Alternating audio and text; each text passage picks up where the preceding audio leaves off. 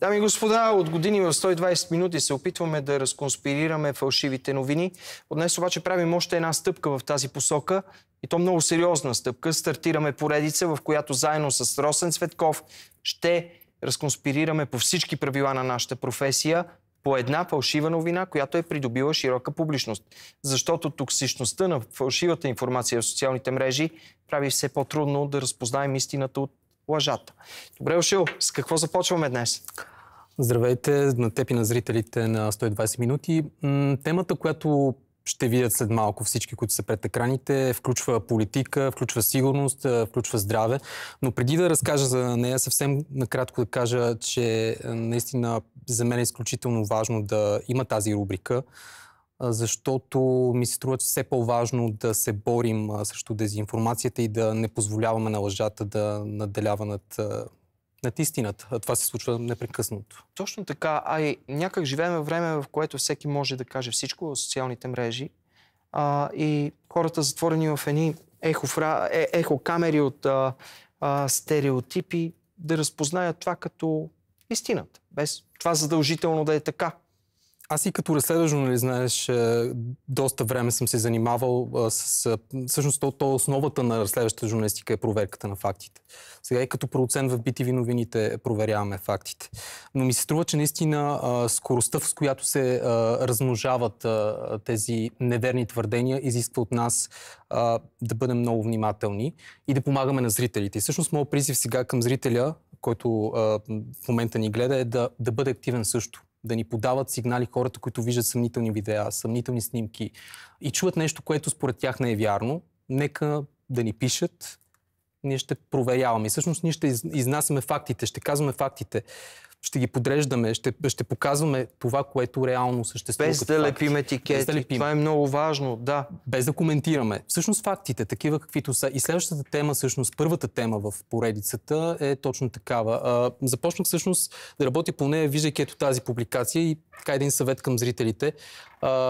Те не трябва да са специалисти, разбира се. И когато видят подобно нещо, на какво всъщност виждаме? Едно крещящо заглавие, американски биолаборатории работят на територията на България, появиха се странни комари. Странно заглавие само по себе си, снимки, които са така, не знаем откъде е взети. Няма източник тази публикация. Сега на някой може да се стори смешно това заглавие, но всъщност когато то мине през речта на високопоставени политици, когато бъде разпространявано от стотици и хиляди сайтове, сайтчета и профили, тогава става много различно. Тази тема е минала през политиците и техните изказвания. Ще видим след малко в видеото. Така че затова казах, че има и политика в темата. Темата за това дали има изградени секретни биолаборатории в нашата страна. Всъщност знаем, от години се говори в Украйна, че има такива биолаборатории. И всъщност източника на тези твърдения за Украйна е Кремъл. Тук можем да открием следите отново на Кремъл за това дали има у нас такива биолаборатории. И всъщност това, което се опитаха да направя, да потърся експертите и шефовете на ВМА и на Националния център за... Ние ще видим в видеото сега. За заразни паразитни болести, защото именно за там се говори, че се изграждат тези биолаборатории.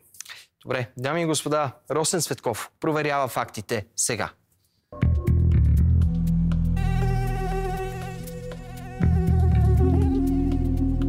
Докато спя, бях ухапана наглезена от нещо, което предизвика сърбеж. На сутринта сърбеж нямаше, но се усещаше лека болка. Глезена ми беше леко подут.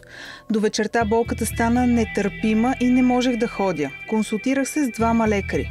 Единият доктор отговори: има модифицирани насекоми. В момента има много засегнати деца от същия проблем, но действието на отровата им е за всеки организъм различна. Този разказ, активно разпространяван в интернет, е с анонимен автор. Но тезата за опасните комари, разработени като биологично оръжие от Украйна, има ясен източник – високопоставени лица от Русия. Безпилотният самолет трябва да достави контейнер с насекоми до даден район и да ги освободи. При ухапване комарите заразяват атакуваните хора с патогени на особено опасни заболявания. Заразен войник няма да може да изпълнява поставените му задачи. Няма доказателства, че в България, а и по света са разпространявани такива насекоми. Категорични са учени, работещи в лаборатории у нас и в чужбина. Тези комари каква възможност имат за заразяване? И към момента няма никакви подобни данни. Аз съдя по данните за разпространение на инфекциите, както у нас, така и в света. Напротив, даже имаме един доста слаб сезон към предаваните с комари инфекции. Тоест, това е за внасяне на смут. В научните среди, в които от много години работя, ако открием подобни генетично модифицирани комари, които могат да го правят и да ги управляваме, би било изключително интересно, защото може по този начин да изкорениме маларията и така нататък. Така че това е... Подобни коментари са равносилни на това да съобщат, че има извънземни, които обикалят между нас и се опитват да ни избиват.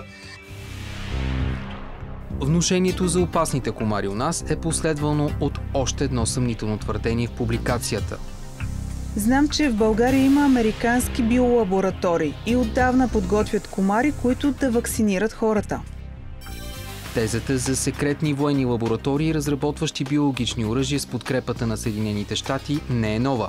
Тя беше използвана и в първите дни на войната в Украйна. Пентагонът е изградил десетки биолаборатории в бившия Съветски съюз. Потвърждаваме появилите се по време на специалната операция в Украйна факти на спешното унищожаване на режима на Киев, на следите от военно-биологическите програми, реализирани и финансирани от Съединените щати. Целта на тези и други финансирани от Пентагона биологически изследвания в Украйна е създаване на механизма за скрито разпространение на смъртоносни патогени, насочен срещу Русия. Появи се и внушение, че такива тайни лаборатории са изградени и в България. Това твърдят и някои български политици от АБВ и от Възраждане. В американските биолаборатории, каквито очевидно има и в България, се търсят специални патогени, които са опасни за човечеството ни.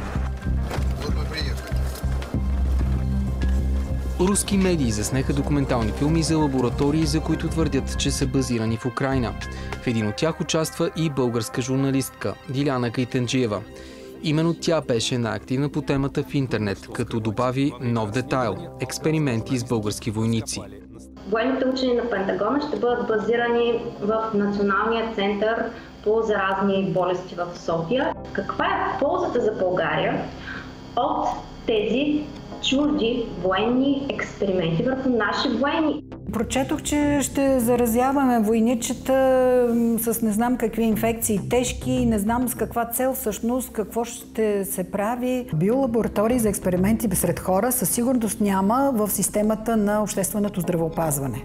Мога да кажа категорично, че Националният център няма никаква възможност, дори нито желание, нито участие в производство на биологични оръжия и че единственото, с което се занимава е диагностика и никога няма да направи нещо, което е в ущърб на хората. А няма нито едно доказателство за наличие на подобни лаборатории в България. Само искам да отбележа, че намираме се в един политически период, в който пресъхнаха всички теми на определени партийни структури, мина пандемията, войната в Украйна се развива както би трябвало една нападната държава се защитава успешно. Цялото това изчерпване на темите предизвиква и притиска политиците да се правят неинтересни. България е сред страните, подписали Конвенцията за забрана на биологичното оръжие през 1972. Документът влиза в сила 3 години по-късно. България във всяка една декларация от 1975 година насам подава нулева декларация по отношение на програма за произвеждане на биологични агенти за военни цели. Такава просто програма ние не сме имали и нямаме и към момента. Категорично в страна членка на Европейския съюз подобно нещо няма как да се случи. Най-малкото защото има граждански контрол върху всички тези аспекти. Според ООН също няма информация за съществуването на подобни програми за биологично оръжие.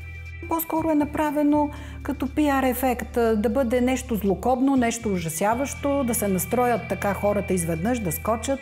Опасността е, когато се атакува науката с подобна дезинформация, тъй като това е най-прекият начин за изтичане на умове от България. Има ефекта малко на крадеца, вика дръжте крадеца. Тоест източника на тези хибридни атаки спрямо България идват всъщност от държава, която има история назад на нарушение и на биологическата конвенция, и на химическата конвенция и риторика, която води към евентуално нарушаване на договор за неразпространение на ядреното оръжие. България не е такава държава категорично. Това са фантазии, интересна тема за научно-фантастични филми, но в момента няма нито едно доказателство, което да показва, че има дори капка истина.